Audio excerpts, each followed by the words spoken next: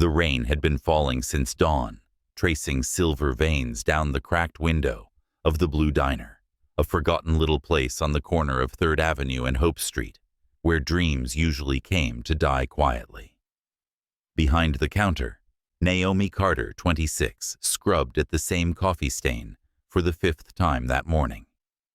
Her apron was faded, her sneakers soaked through, and her thoughts far away at St. Luke's Hospital, where her father lay fighting for his life on a waiting list too long for mercy. When the doorbell chimed, Naomi barely looked up. But the woman who entered didn't belong to this world of chipped tables and cheap filter coffee. Her coat was ivory cashmere, her heels the color of moonlight. A diamond bracelet flashed when she set down her umbrella. The kind of woman Naomi had only ever seen on television, the kind that looked untouchable. "Are you Naomi Carter?" the woman asked, her voice calm but sharp as glass. Naomi hesitated. "Yes, ma'am. Can I help you?" "I'm Madeline Gray," the woman said, slipping off her gloves one finger at a time. "I'm here to offer you a job." Madeline slid a white envelope across the counter. Inside, Naomi caught a glimpse of crisp bills, 50s and 100s, stacked in unsettling precision. "I don't understand," Naomi murmured. "What kind of job pays this much?"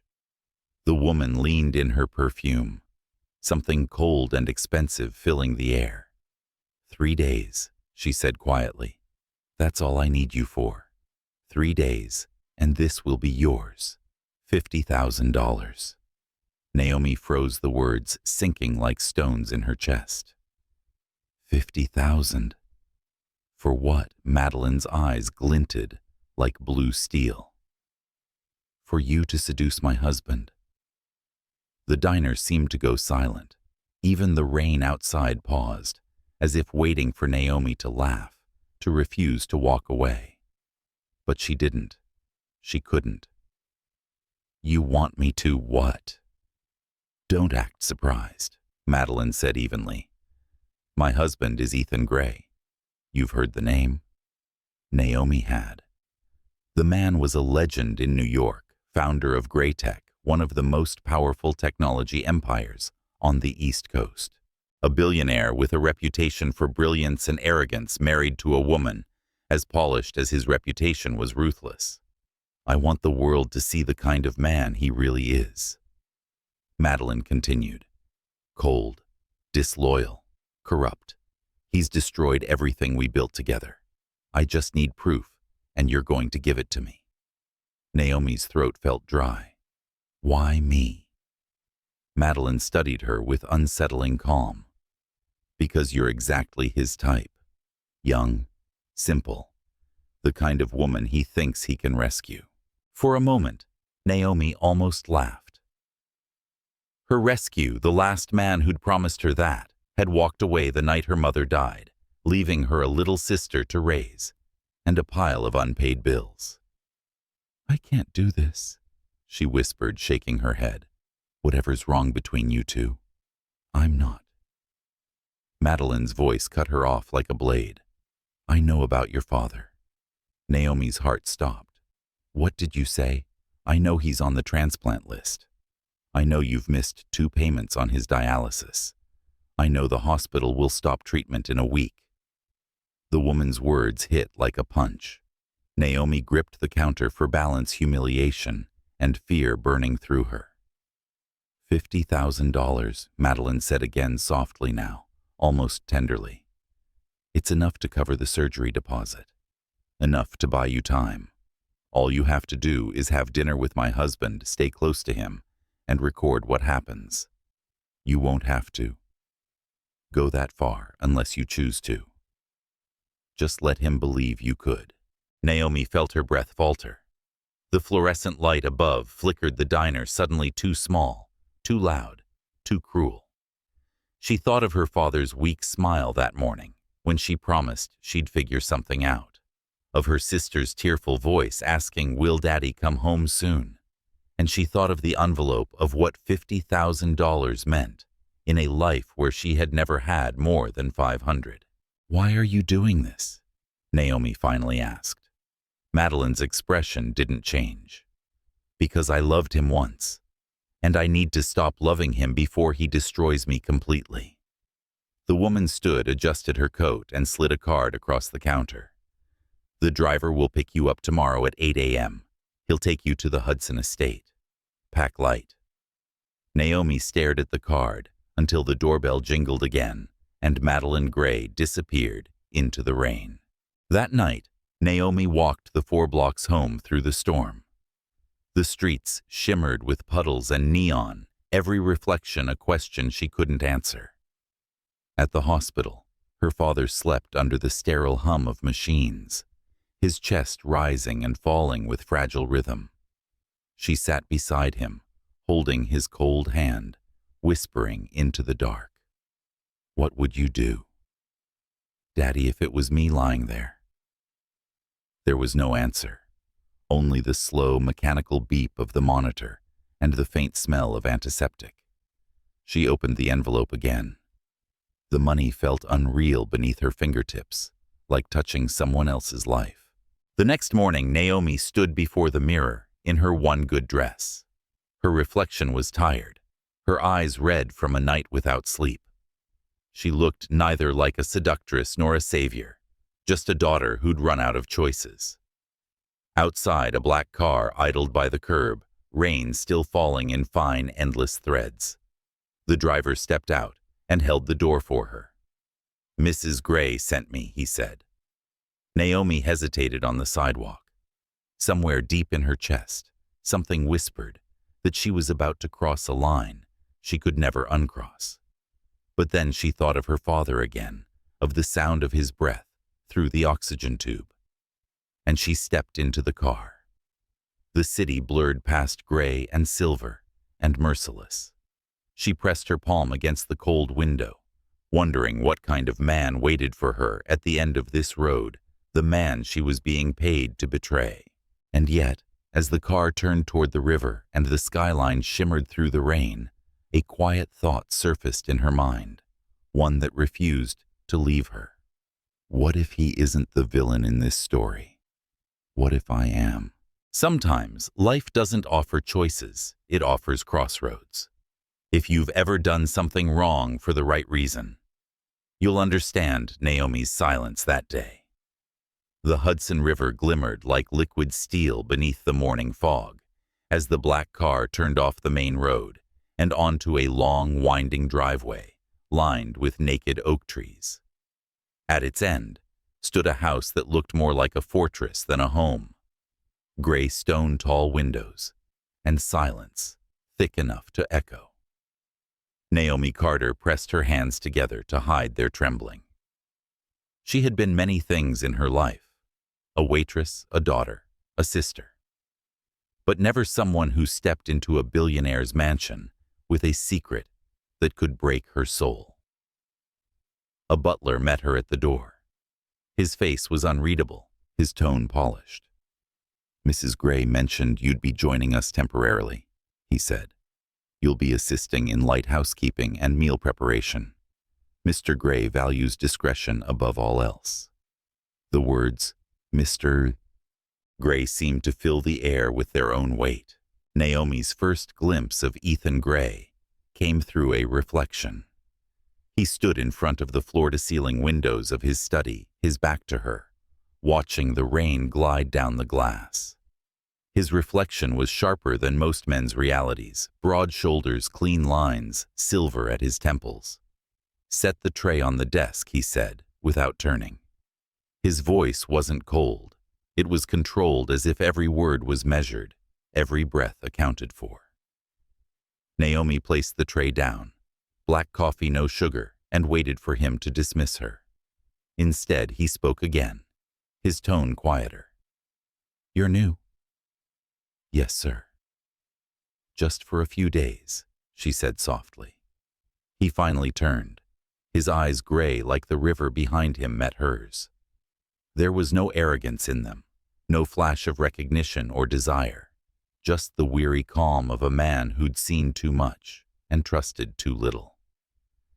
People don't last long here, he said simply. It's too quiet for most." "I don't mind quiet," Naomi replied. "Sometimes silence is kinder than noise." Something flickered in his gaze, almost imperceptible. A small nod. Then he turned back to the window. "You can go." The first days passed in slow rhythm. The ticking of clocks, the whisper of rain against glass, the distant sound of Ethan's footsteps echoing down marble halls. Naomi cleaned, cooked, arranged the flowers that always seemed to die too soon in the cold air. Every evening she saw him at the same spot by the window, staring at the horizon like a man waiting for someone who would never return. Rumor had painted him as ruthless, a heartless genius who'd built an empire and buried his humanity along the way. But what Naomi saw was something else entirely, a man who had lost the ability to belong anywhere. Once she found a photograph on the piano, Ethan younger standing beside another man, who looked almost identical, except for his smile. When she asked the butler, he hesitated. "Mr. Gray's brother," he said. "He passed away 3 years ago. Accident. Mr. Gray blames himself." That night, Naomi understood the haunted stillness in the man's eyes. Grief had many faces. His wore the shape of composure.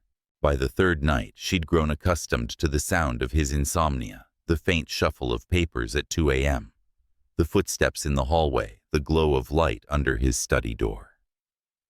It was during one of those sleepless hours that her phone rang. The hospital. Her father's condition had worsened. They needed an advance payment immediately for emergency dialysis. Naomi's breath caught. She looked at the screen at the number she could no longer afford to answer. And then she broke. In that quiet kitchen surrounded by polished marble and silver cutlery that cost more than her entire life, she pressed her palms to her face and cried. She didn't hear Ethan enter. "What happened?" His voice came from the doorway, low, steady, but laced with concern. Naomi froze, trying to compose herself. "I'm sorry, Mr. Gray.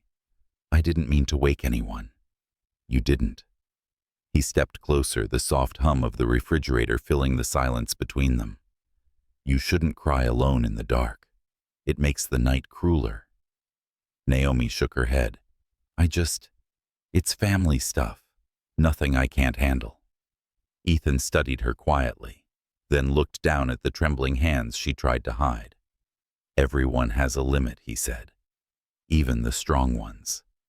He walked to the counter, picked up a pen, and tore a page from a notepad. When he turned back, he placed a check beside her elbow. She blinked confused until she saw the number written on it. $10,000. "I can't take that," she said quickly. "I didn't say it was charity," he replied. "Consider it an advance. You can repay it. Someday." "I don't know if I can." "Then call it a favor owed," he said simply, sliding it closer. Naomi felt her throat tighten. "Why would you do this? You don't even know me." For the first time, he met her eyes without the walls, the armor. "I don't know what you're running from, Miss Carter," he said softly, "but I think someone out there needs you more than you need your pride." The words sank into her like warmth after a long winter. Before she could answer, he turned and walked away, his figure swallowed by the shadows of the hallway. The kitchen light flickered once and steadied, as if even the house had been holding its breath. Naomi looked down at the check in her hands. The ink was still wet. The name Ethan Gray stamped across the bottom with a confidence that belonged to a man used to saving others, never himself. She didn't cash it that night. She sat at the table until dawn, listening to the rain. Somewhere upstairs, she heard his footsteps pacing again, and she wondered if behind all the wealth and power, Ethan Gray was just another lost soul trying to pay for a sin that had no price. When the sun rose, painting the river gold, Naomi stood by the window he always watched from. She touched the cold glass, tracing the reflection of her own face, where his usually appeared. For a moment she thought she understood him, not the billionaire, Not the myth, but the man behind the glass. The one who had everything yet couldn't sleep through a single night. The one who gave away money, not out of generosity, but as if redemption came printed on every check. Naomi pressed the check to her chest and whispered to no one in particular, "You're not the monster they say you are." And though he couldn't hear her, Ethan Gray, in the room above, paused for a long moment before the sound of pacing began again. The night settled over the Hudson like velvet, dark, heavy, and filled with secrets. The Gray estate stood in silence, its windows glowing faintly against the mist. Inside, the world smelled of cedarwood and rain of books unopened and grief unspoken. Naomi stood in the kitchen staring at the small brown vial on the counter.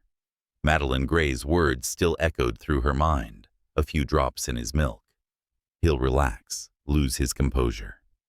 Take a picture. A video if you can. After that, your father's surgery is guaranteed. The vial glimmered under the kitchen light, innocent as salvation, poisonous as betrayal. Naomi's hands shook as she poured milk into a saucepan. The warmth rose slowly, fogging the edges of her vision. She thought of her father's fragile breath, of the unpaid hospital bills piling on her bedside table, of the way Ethan Gray had looked at her the night before, not with suspicion, but something quieter, something that felt like recognition. And then she thought of the number printed on the check in her purse. $10,000 untouched, because somehow it hadn't felt like hers to take. It was close to midnight when Ethan appeared in the doorway. He wasn't wearing the armor of his usual self, no jacket, no tie, no distance. Just a white shirt, sleeves rolled, and a look that belonged to someone who hadn't slept in years. "I didn't mean to startle you," he said softly. "I could smell the milk from upstairs." Naomi nearly dropped the spoon. "You could smell? Oh, I was just making warm milk." His tone held the faintest trace of amusement. "It's been years since anyone made that here." He stepped closer, his presence filling the room like quiet thunder. "You know," he continued, "the smell reminds me of my mother. She used to make it for me when I couldn't sleep." Naomi swallowed hard, the lie already forming on her tongue. "It's for me I couldn't sleep either." But the truth slipped out instead. "It's for you." Their eyes met across the kitchen, his gray and weary, hers dark and guilty.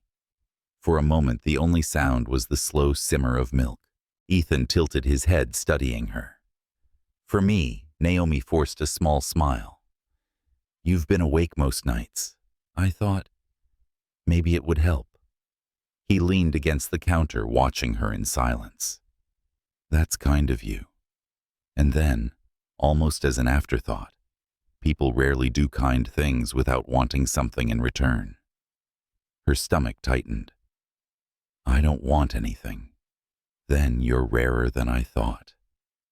He took the glass from her hands, his fingers brushing against hers. Warm, steady, undeserved. Naomi froze. Her pulse raced. The vial in her pocket suddenly felt like a stone burning through fabric. He lifted the glass to his lips, then paused. "Strange," he murmured. "I don't remember asking for milk."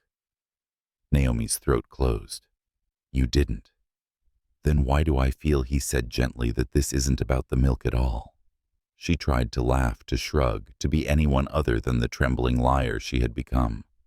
But her hand betrayed her, knocking the small vial from her pocket. It hit the tile with a sharp crack, the tiny sound of guilt made visible. They both stared at it, the bottle rolling to a stop between them. Ethan's expression didn't change, but something in his eyes did. "Miss Carter," he said quietly. "What is that?" Naomi bent to pick it up, her voice trembling. "It's nothing, just vitamins." I dropped it. Vitamins." His tone was calm, but his gaze was not. He stepped forward, closing the distance until she could feel the weight of his attention. "Then why do you look like you're about to cry?" Naomi clutched the vial. "Please, Mr. Gray, don't what he asked. Don't see you. Don't ask questions. Don't believe that someone could be kind just to be kind." The air between them thickened with everything unspoken.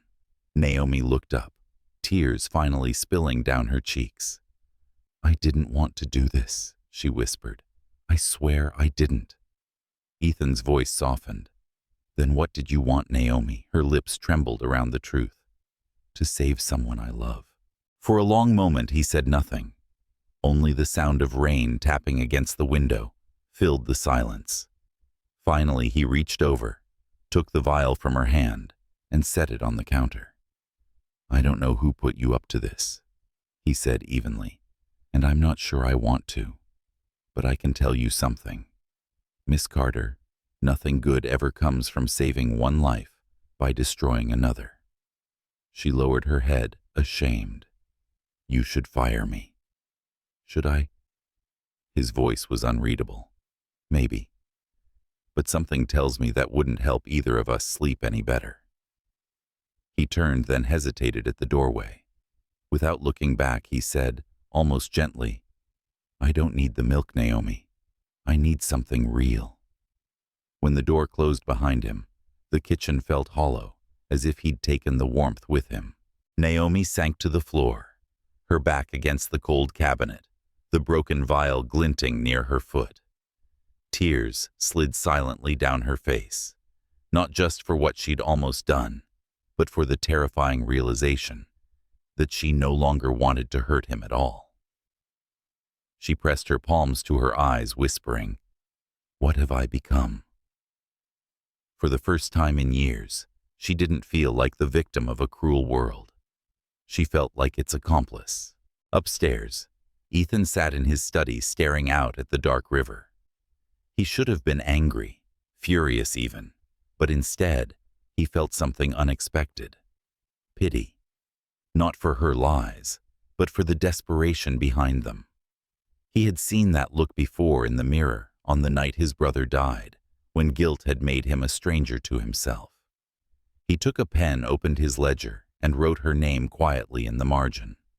Not as an employee, not as a threat, as someone he wanted to understand. In the kitchen below, Naomi gathered the broken glass, her hands shaking. The milk had cooled, forming a thin layer of skin on top. She poured it down the sink and watched the white swirl vanish into the drain, like innocence dissolving in silence. When she finally went upstairs, she stopped outside his study. The light was still on. Through the door, she could see him sitting there, still unreadable, but not angry. Just tired. Just human. And for reasons she couldn't explain, Naomi whispered into the empty hallway, "I'm sorry, Ethan." The house gave no answer, only the faint hum of the river beyond, steady, forgiving, endless. That night, neither of them slept. One out of guilt, the other out of forgiveness.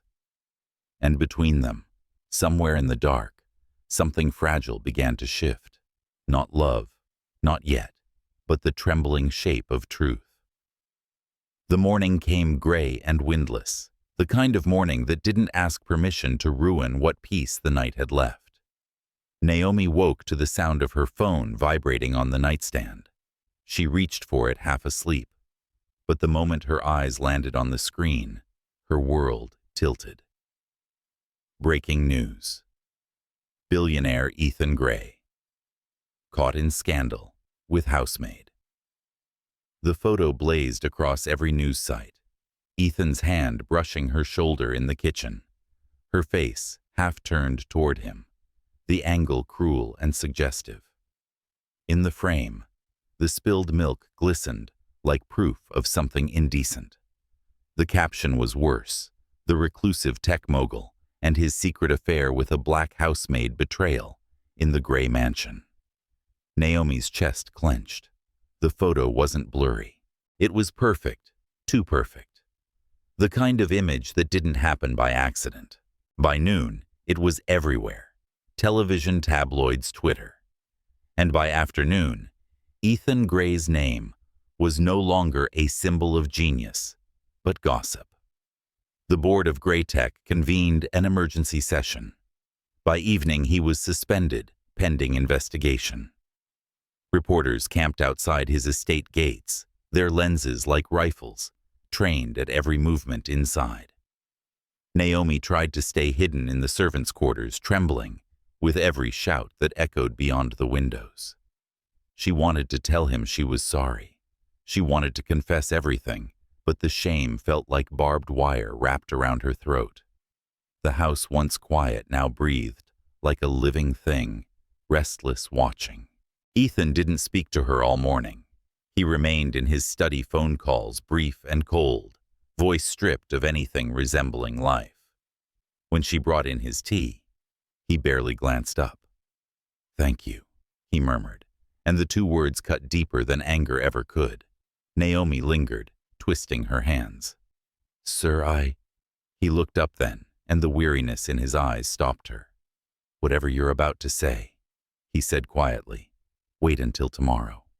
The truth can survive one more day without words." She wanted to believe him. She wanted to believe the truth could survive at all. By evening, the reporters had grown impatient. When Naomi tried to slip through the back gate to catch a bus to the hospital hoping to check on her father, a swarm of paparazzi found her. They shouted questions that sliced like knives. "How long has it been going on? Does he pay you? Were you his mistress or his maid?" Naomi clutched her bag, eyes burning. When one of them grabbed her arm, the flash of a camera exploded too close, and then another and another, until all she could see was light and noise and shame. Someone shoved her. Her knees hit the pavement. The sound of laughter, low, male cruel, filled the air. And then it stopped. A voice cut through the chaos, low, commanding, unmistakable. "Get away from her." Ethan. He was suddenly there, stepping between her and the crowd like a wall of breath and fury. The photographers froze, startled by the sight of him drenched from the rain, his jaw set like stone. He pulled Naomi to her feet, his arms steady around her shoulders. "If anyone touches her again," he said, his voice calm but lethal, "you'll be hearing from my lawyers." The cameras clicked madly, desperate to capture this new tableau, the billionaire shielding the maid. But this time Ethan didn't hide. He turned toward them, the flashlights painting his face in harsh white light, and said, "The only thing that mattered, if someone has to take responsibility, it will be me." Back inside, Naomi trembled by the doorway, while he shut the heavy doors behind them. Rainwater dripped from his hair, tracing down the collar of his shirt. "Why did you do that?" she whispered. "They'll use it against you. Let them." He loosened his tie, his voice low. "The truth doesn't need defending. It only needs surviving." Naomi's voice cracked. "You don't understand. This was never supposed to happen. I didn't. What he asked softly. Didn't plan to get caught." She flinched, tears welling up. "Didn't mean to hurt you." Something in his gaze softened. Then, not pity, not anger, something quieter, sadder. "Then why, Naomi?" She couldn't hold it anymore. The lie had rotted too long inside her, so she told him. Everything. How Madeline had approached her. The money, the promise, the vial of relaxant, the photo, the setup. Her words tumbled out like stones from a broken dam, raw and trembling. When she finished, she couldn't look at him. "I'll leave tonight," she whispered. "I'll tell them it was all my fault. Maybe they'll believe." "Stop." Ethan's voice was quiet but firm. He crossed the room and stood before her. His eyes were unreadable, like the river at dusk, deep gray impossible to measure. When he finally spoke, his words were softer than forgiveness, and twice as devastating. "I know Naomi." She looked up in disbelief. "You knew?" He nodded once. "From the day you arrived." Her breath caught. "Then why didn't you stop me?" Ethan sighed, his hands clasped behind his back as he turned toward the rain-streaked window. "Because," he said slowly, "sometimes it's not the lie that matters, but the moment someone chooses to tell the truth." Naomi stared at him, the full weight of what he'd said sinking deep into her chest. "You wanted to see if I'd admit it. I wanted to believe you'd choose honesty, not because you were caught, but because you couldn't live with the lie." A tear slipped down her cheek. "And if I hadn't?" He turned, then his expression both weary and kind. "Then I would have been wrong about you." Outside, the reporters still shouted beyond the gates. The rain still fell. The world still waited for the next headline. But inside that quiet room, for the first time, neither of them hid. Naomi broke down her sobs, muffled against her sleeve. Ethan stood beside her, not comforting, not judging, simply there. Two people bound, not by scandal, but by something far rarer. The fragile mercy that comes when the truth finally arrives too late, yet somehow still matters. By midnight, the storm eased. Ethan walked her to the door of her quarters, stopping under the dim hallway light. "Madeline did this to hurt me," he said, "but she's wrong about one thing." Naomi lifted her eyes to his. "What's that?" She thought I couldn't feel anymore. He smiled faintly, a tired, fleeting thing. "But tonight, I felt everything." And before she could answer, he turned and disappeared into the shadows of the hall, leaving her alone with her heartbeat, the rain, and the echo of a truth that would haunt her long after the storm was gone. The morning after the scandal broke, the world seemed to move differently, colder, sharper, as if every sound carried judgment. Graytech's headquarters stood beneath the Manhattan skyline, its mirrored windows reflecting nothing but clouds. Inside, the boardroom buzzed with whispers.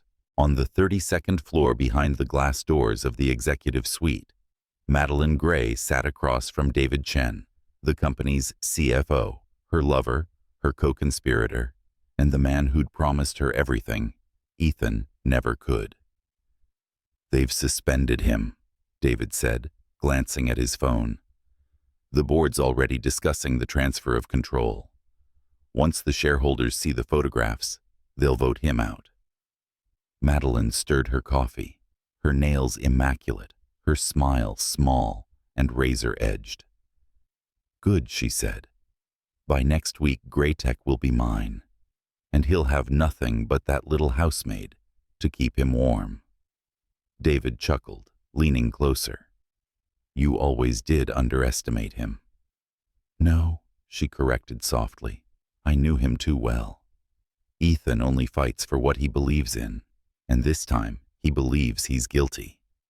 Her tone carried something close to triumph, but deep down, it wasn't victory she wanted. It was revenge. Revenge for being unseen, unchosen, unloved. Back at the Hudson estate, Naomi stood by the window, watching the rain dissolve into mist over the river. She hadn't spoken to Ethan since last night's confession. She'd expected anger, or disappointment, or at least the end of everything between them. Instead, she found herself sitting across from him that morning at breakfast, the air thick with quiet understanding. He stirred his coffee, eyes fixed on nothing. Then, without looking up, he said, "They'll come again. Madeline and Chen. They think I've lost." Naomi's voice trembled. "Haven't you?" Ethan finally lifted his gaze. "Not yet." Something in his tone made her pause. It wasn't pride, it was certainty, a kind of calm only people who'd already suffered the worst could carry. "I've known about them for months," he said. Their accounts, the hidden transfers, the offshore fund. They used you to build their case, but I let them. Naomi stared at him. You let them. I needed proof, he said simply, and I needed them to believe they were winning. She felt a rush of disbelief and anger all at once. So I was just a pawn. Ethan finished, for her voice low. At first, yes, but not anymore. Naomi's breath caught. Then what am I now? He held her gaze for a long moment. The only person I can trust to finish this. The room fell silent, except for the hum of the rain outside. Naomi looked away, her hands tightening around the fabric of her dress. I can't, she whispered. I can't pretend anymore. Everyone already thinks I'm, let them. He interrupted gently. The world will believe what it wants, but the truth doesn't care who believes it. She shook her head, tears blurring her vision. You don't understand. I've been called names I can't repeat. I can't go through that again. Ethan leaned forward, his voice a steady calm that filled the space between them. Naomi, I don't need the world to believe me. I just need you to. The words fell softly, but struck with the weight of a lifetime. That night, the house came alive again, with quiet movement. Ethan worked in his study files spread across the desk, documents, photographs, recorded calls, evidence of betrayal written in cold ink. Naomi stood in the doorway watching him. I don't know how to do this, she said finally. I don't know how to lie and make it look like truth. He looked up, a faint smile touching his lips. You don't need to lie. You just have to let them believe what they already want to see. How? By being honest, he said, standing. Honesty terrifies liars. It makes them reveal themselves. She almost laughed through her tears. You sound like someone who still believes in people. Only one, he replied quietly. The plan was simple but brutal. They would stage another meeting between Naomi and Ethan, something intimate enough to draw Madeline and David out, something that would make them desperate to catch the final act of their own play. Ethan arranged for a dinner at the penthouse downtown, the same place where Madeline once lived. The symbolism wasn't lost on either of them. As Naomi dressed that evening, she caught her reflection in the mirror. The black dress borrowed from the house wardrobe, the pearls too heavy for her neck. She looked like a woman she didn't recognize, a woman who was no longer running from life, but walking straight into it. When Ethan appeared at the door, his usual composure was softened by something human. You don't have to do this, he said quietly. Yes, she answered, meeting his gaze. I do. At dinner, the city glowed beneath them, Manhattan, in its full, indifferent beauty. They talked little, but the silence between them carried more than words could. Naomi caught him watching her once the candlelight reflected in his gray eyes. You're too calm, she said softly, even now. He smiled faintly. I learned a long time ago that calm is just another kind of weapon. Against what fear? For a heartbeat, she almost reached across the table. Almost. At exactly 9 o'clock, the door burst open. Madeline stood there, immaculate in white, David behind her with a camera in hand. Her voice sliced through the air like glass. I knew it, she hissed. You couldn't even wait a week, could you? Ethan didn't move. He simply turned toward her eyes, steady, unafraid. Hello, Madeline, he said. You're right on time. David stepped forward, raising his phone. Smile for the camera, Mr. Gray. This one's going to be worth billions. Ethan's voice stayed calm. It already is. From the corner of the room, the door opened again. 2 men in gray suits entered quietly, followed by a woman carrying a recorder. Who the hell are they? Madeline snapped. Ethan met her gaze. Federal auditors. The ones you forgot to pay off. David's hand froze mid-air. The color drained from his face. Madeline's composure cracked. Just a flicker, but enough. Naomi stood behind Ethan, silent, watching as truth finally stepped into the room like morning light. Madeline turned on Naomi, fury, replacing fear. "You think he'll save you?" she spat. "You're nothing but a stain on his reputation. When this is over, you'll crawl back to whatever gutter you came from." Naomi's voice didn't shake this time. Maybe she said quietly, "But at least I'll be able to sleep tonight." Ethan's gaze flickered toward her, not with pride, but something deeper. Respect. Later, when the officials left, and the night grew quiet again, Naomi found Ethan on the terrace, the city stretching endlessly below them. He stood with his hands in his pockets, wind ruffling his hair. "Was it worth it?" she asked softly. He turned to her, the faintest smile on his lips. "I don't know," he said. "Ask me when I finally get my company back." She hesitated. "And if you don't," he looked at her, then really looked, as if the whole world had narrowed to this single moment. "Then at least I'll still have the only person who believed in me when I didn't deserve it." Naomi said nothing. She didn't need to. The night for once was silent, in a way that felt like peace. The night came, dressed in deception. A velvet curtain of Manhattan rain fell over the city, washing the streets in blurred reflections of gold and gray. Inside, the Regency Hotel Room 1902 waited, its lights low, champagne chilled, and curtains drawn against the world. Naomi Carter stood by the window, her reflection trembling on the glass. She was wearing the same black dress Ethan had chosen, elegant but unpretentious, the kind that whispered rather than screamed. The city lights below flickered like 1,000 eyes watching her.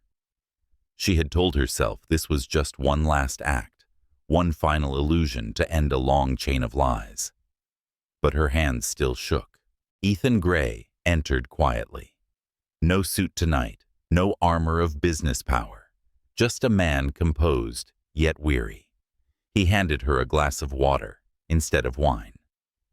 "They'll be here soon," he said softly. Naomi nodded, unable to meet his gaze.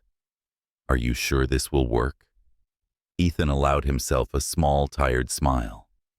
The truth always works. It just takes its time.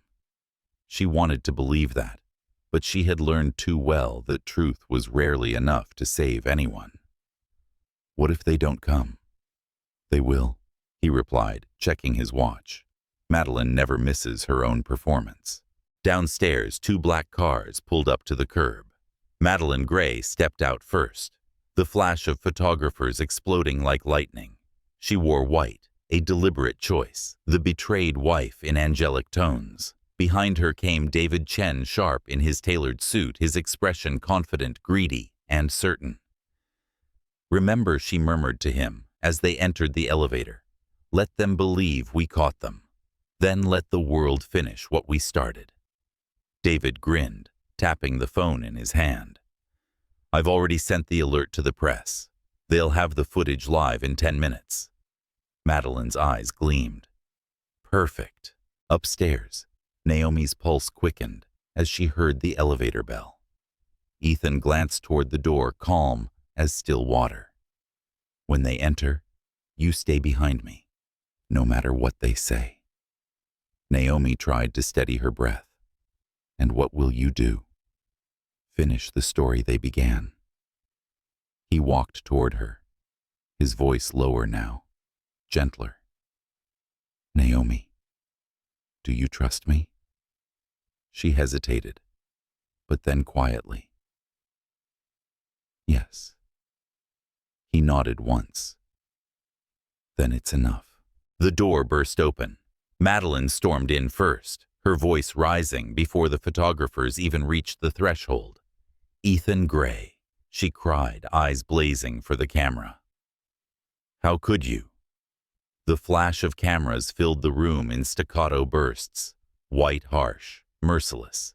Behind her, David stepped in with mock indignation. "Unbelievable," he said loudly. The CEO of Greytech caught in the act, with a woman half his age. Naomi shrank back, the bright lights blinding her. The world felt unreal, like watching a play she'd already lived through once before. But Ethan didn't flinch. He rose slowly from the armchair, buttoning his jacket. His calmness unsettled everyone. "Madeline," he said simply, "you look well." "Spare me your charm," she snapped. "You're finished." He tilted his head. "Am I?" The tone of his voice made David glance toward him, uneasy for the first time. Then came the knock. Another door opened, this time from the adjoining suite. 2 men entered, followed by a woman carrying a briefcase and a badge. "Detective Reyes, Manhattan Financial Crimes Unit," the woman said, flashing her credentials. "We received your message, Mr. Gray." Madeline froze. What is this?" Ethan stepped forward, every trace of gentleness replaced by quiet authority. "This," he said, "is the real story." He turned to the officers. "The 2 individuals standing before you, Madeline Gray and David Chen, have been under internal investigation for 3 months. They've been siphoning funds from Greytech's employee pension accounts into private overseas accounts. Over $30 million. David's face went pale. "That's absurd." "I'd agree," Ethan said calmly, "if it weren't for the paper trail." He gestured toward the detective, who handed over a folder thick with documents, signed transfers, encrypted emails, recorded phone calls. The reporters, confused, began lowering their cameras.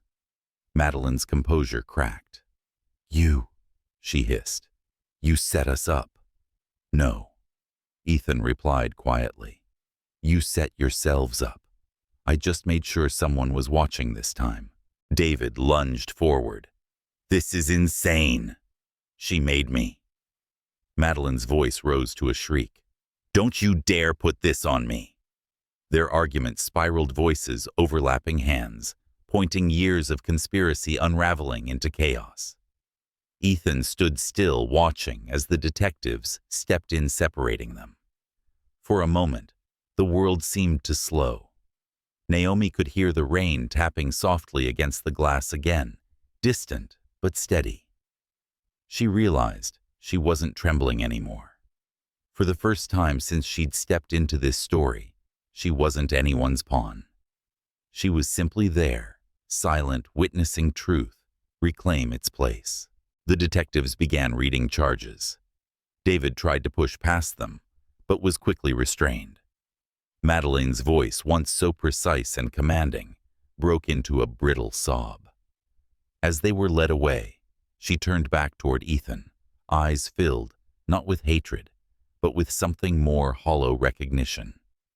"You loved me once," she whispered. "How could you do this?" Ethan's face softened for the briefest moment. "I did love you," he said quietly. "That's why I let you destroy me first, so I could finally see who you were." Madeline's lip trembled. Then she was gone.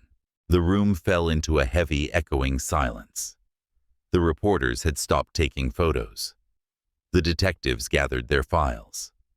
One of them nodded respectfully toward Ethan. "Mr. Gray," the officer said, "we'll take it from here." When the door finally closed behind them, Ethan turned to Naomi. She stood by the window again, arms crossed, tightly, eyes glistening, not with fear this time, but something like release. "You planned all of it," she said softly. "Every second." Ethan exhaled, weary. Not every second, just enough to let them reveal themselves. Naomi looked at him for a long time. "And me? Was I part of the plan too?" He met her gaze, and for once, no calculation lived behind it. Only truth. "At first," he said. "Then you became the only part that mattered." Outside, the city lights reflected off the wet streets, blurred and beautiful. Naomi turned back toward the glass.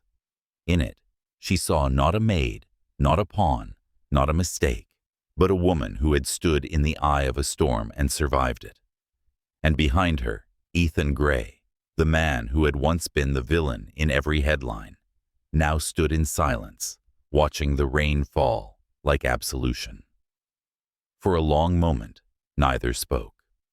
The storm outside began to fade, but the one between them, the quiet human kind that comes after truth, had only just begun.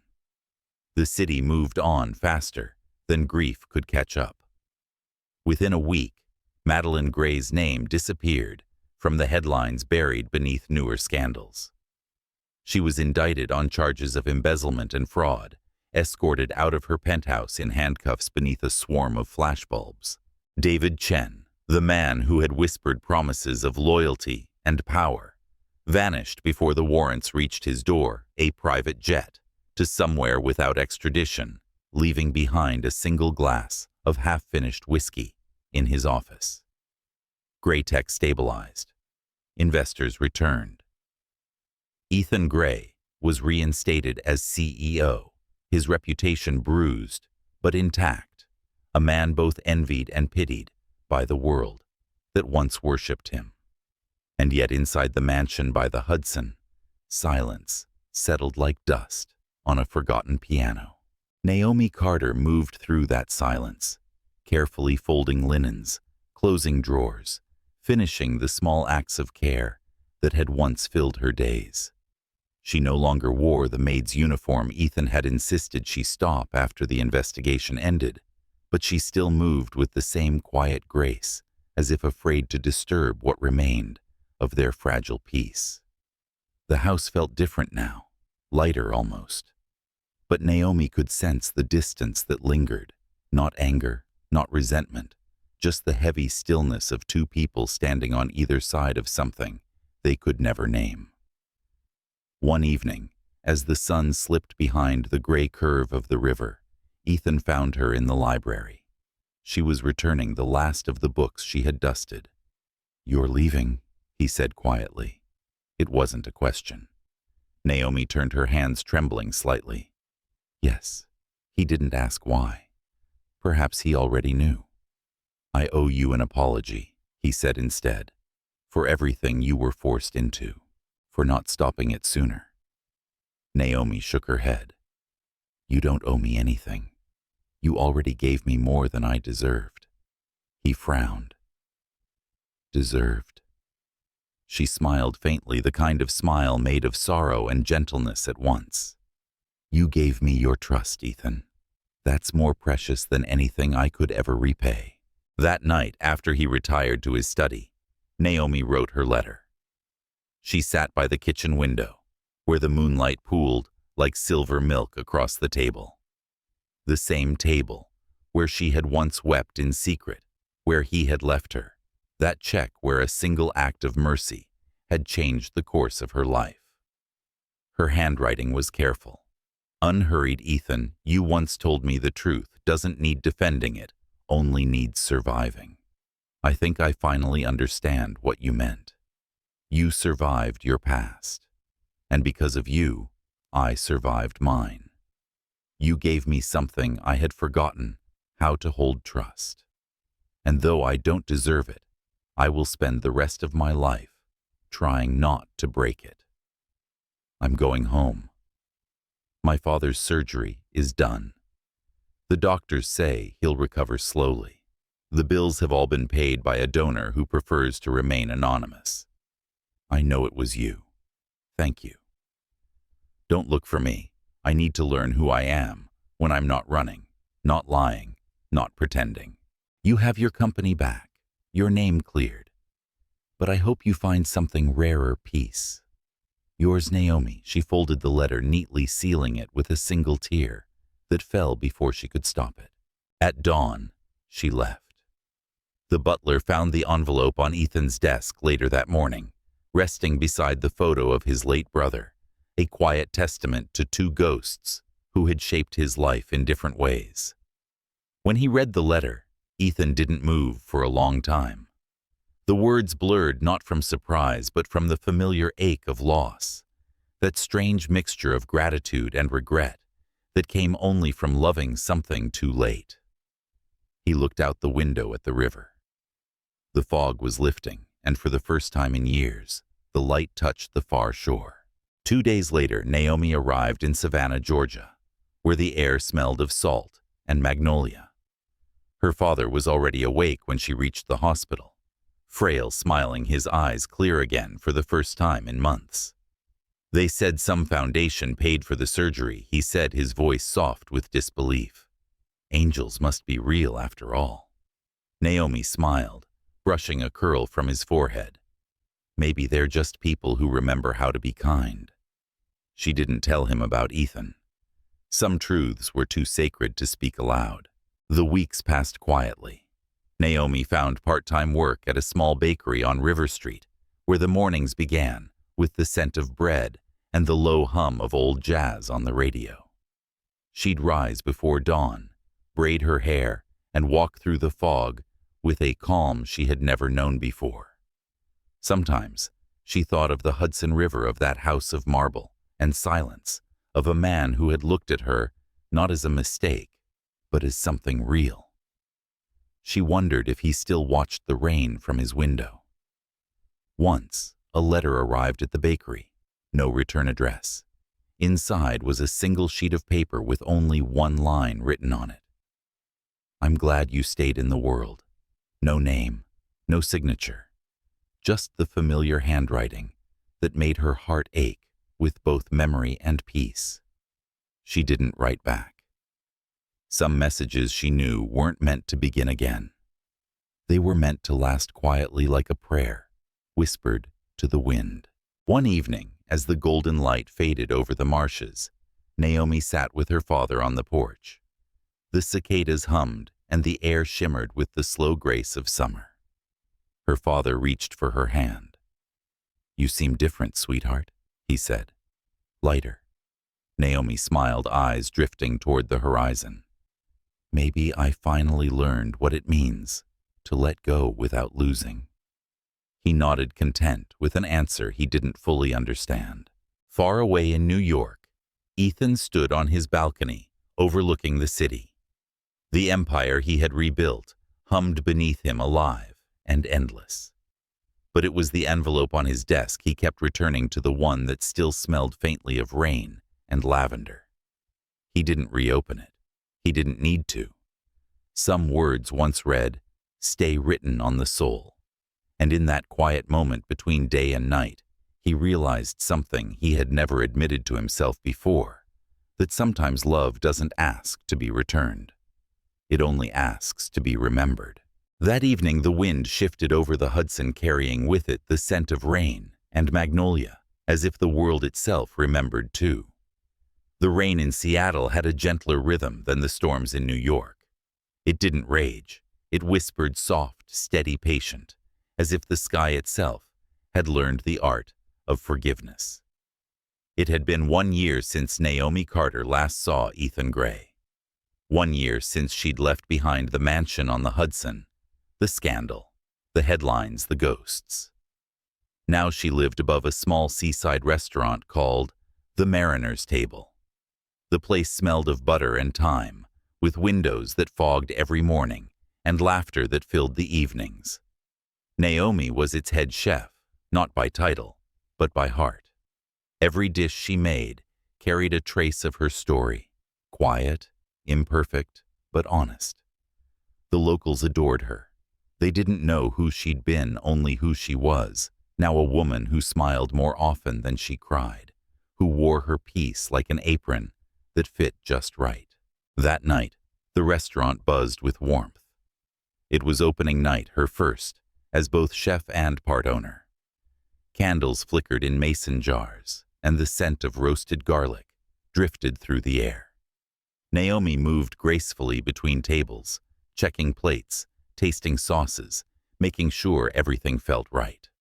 Outside, rain shimmered against the glass, and in that reflection she saw the faint outline of her old life, a memory both distant and familiar. She thought of her father, now stronger, sitting by the fireplace back home in Georgia, sending her small letters in shaky handwriting. She thought of the woman she used to be, the one who'd once believed love was a luxury she couldn't afford. And she thought of Ethan. She hadn't dreamed of him in months, but some nights, the smell of warm milk still found its way into her kitchen, like a ghost who refused to leave kindly. It was near closing time when the door opened. The bell chimed softly. A man stepped in from the rain. At first, Naomi thought her mind was playing tricks. He stood in the doorway, rainwater glistening on his white shirt, his hair damp, his presence impossibly familiar. Ethan Gray. Older perhaps. More human, definitely. The kind of tired that came not from defeat, but from living fully and waiting patiently. The room fell still for a moment. Even the rain seemed to pause, as though the world wanted to listen. He smiled just slightly and said, in that calm, unmistakable voice, "Do you still make warm milk for people?" Naomi, her heart skipped once then twice. She met his gaze and answered softly, "Only when they come back."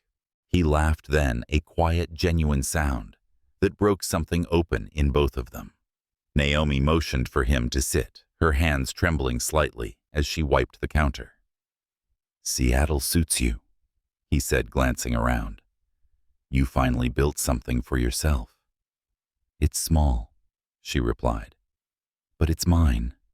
He nodded, looking at her the way a man looks at sunlight after too long in shadow. "And your father?" "Better," she said, smiling. "He's home, reading, complaining about my handwriting." "That sounds like a good sign." "It is." Silence stretched between them, not awkward, but sacred. The kind of silence that only exists between two people who've already said everything that mattered once before. Ethan reached into his coat pocket, then pulling out a thin envelope, not unlike the one she had left for him a year ago. He placed it gently on the table between them. Naomi looked down, her breath caught. It wasn't money. It wasn't a letter. It was a contract. 2 lines typed neatly in the center of the page. Term for life. Position Mrs. Gray. Naomi's eyes blurred. "Ethan." He leaned forward, his voice low and steady. "I spent years writing contracts that bound people with ink and signatures. But this one," he paused, searching her face, "this one I want to write with something I can't erase." She swallowed tears, catching in her throat. "After everything, after what I did." Ethan shook his head gently. "You didn't break me, Naomi. You showed me where I'd already been broken." He smiled, then the soft, tired smile of a man who'd made peace with both his past and his heart. And if forgiveness can build empires, then it can build a home too. Outside, the rain began to fall harder, tapping against the windows like an audience holding its breath. Naomi looked at him, her vision swimming through tears she no longer tried to hide. "You could have found someone easier," she whispered. He chuckled softly. "I did, you." She laughed through her tears, shaking her head. "You always did know how to ruin a moment." "Or fix it," he said. Then, almost shyly, he pushed the envelope closer. "Say yes, Naomi. Not to the name, not to the promise, to the life we didn't get to finish." Her hands trembled as she picked it up. The paper felt warm, somehow alive. "Do you mean this?" she asked. "With everything I am," he said simply. For a long heartbeat, she said nothing. Then slowly she nodded, a small, quiet nod that carried the weight of every mistake, every miracle that had led them here. Tears rolled down her cheeks as she whispered, "Yes, Ethan, but only if you still like your milk warm." He laughed again, and this time it sounded like home. Outside, the rain came down in silver sheets, softening the lights, blurring the edges of the world. Ethan rose from his chair and reached for her hand. She didn't pull away. They stood by the window as thunder murmured in the distance, watching droplets race each other down the glass. Naomi's head rested against his shoulder. He leaned closer and whispered, "Do you remember the night we met?" "I remember," she said. "The rain, the milk, the lie." And this time he asked. She smiled through her tears. The rain, the truth, the beginning. In that moment, something shifted. Not grandly, not loudly, but deeply. The kind of love that doesn't ask for applause, only understanding. Outside, the sea hummed against the shore. Inside, the warmth of the kitchen wrapped around them like a promise kept. Ethan reached into his pocket one last time and placed a simple gold ring on the table. No diamonds, no fanfare, just honesty. Naomi traced its circle with her fingertip, unbroken, unending. She slipped it on her voice, barely a whisper. "I guess some contracts are worth signing." He smiled, drawing her close as the rain fell harder, the sound steady and forgiving. Sometimes God lets our stories begin with a lie, not to punish us, but to lead us toward the one heart that tells the truth.